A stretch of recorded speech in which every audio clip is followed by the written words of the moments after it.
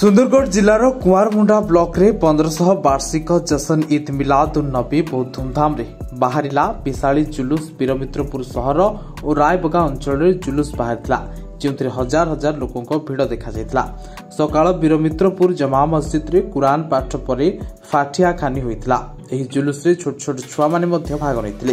एही जुलूस वीरमित्रपुर जमा मस्जिद रु बाहरी सहर परिक्रमा करी जमा मस्जिद रे समाप्त होइतिला एवं रायबगा बजार पड़ारु बाहरी सुन्नी जमा मस्जिद पर्यंत चलितिला एवं रायबगा बजार पड़ारे समाप्त होइतिला। वीरमित्रपुर सांबादिक अब्दुल सुहाब को रिपोर्ट निसर्त न्यूज।